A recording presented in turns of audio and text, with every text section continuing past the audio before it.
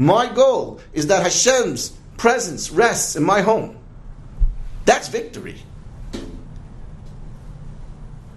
And sometimes that means I have to give in. Sometimes I have to relinquish.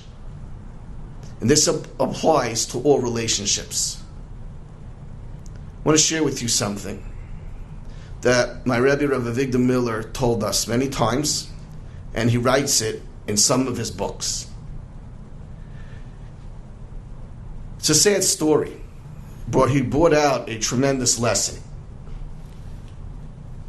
On March 11th, 1979, there was a 19-year-old boy, a teenager.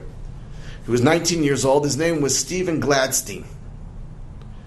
He lived in Staten Island. He lived on the block where I lived. My parents live now, on Ardmore Avenue. He was a mentor. He was a mentor for younger boys. He decided one day, in March 11th, to take out a few boys from the neighborhood and treat them to a hockey game in Madison Square Garden. He had a station wagon. He was able to fit several boys. They drove down to Manhattan, parked the car a few blocks away from Madison Square Garden. After the game, two lowlifes followed him. They saw he was wearing a yarmulke, and all the boys were wearing yarmulkes. They were a target. As he was approaching his car, these two lowlifes started to scream anti-Semitic words and slurs towards the group of boys. And as they got to the car, the teenage boy, Stephen Gladstein, the mentor, felt, I have to respond. I have to show my boys I'm brave. And he began to retaliate. And he also started to scream back at these two lowlifes. And then he got into his car. When he got into his car, he took out nunchucks. Nunchucks are two wooden sticks attached with a chain. And he started to swing it around.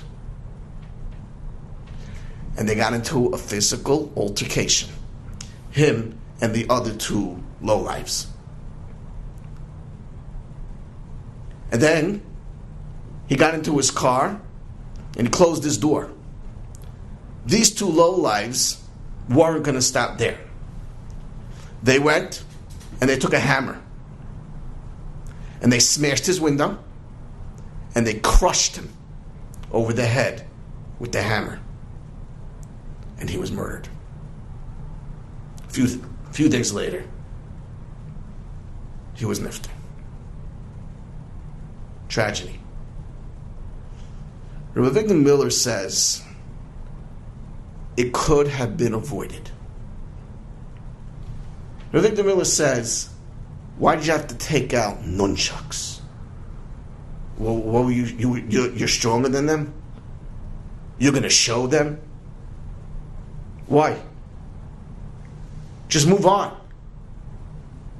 Or go to safety. Why'd you get involved in machlokes? Is Rav Avigdor Miller time? He says he got involved in a scuffle.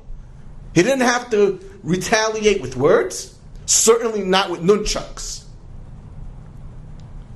He only added fuel to the fire, which ultimately ended his life.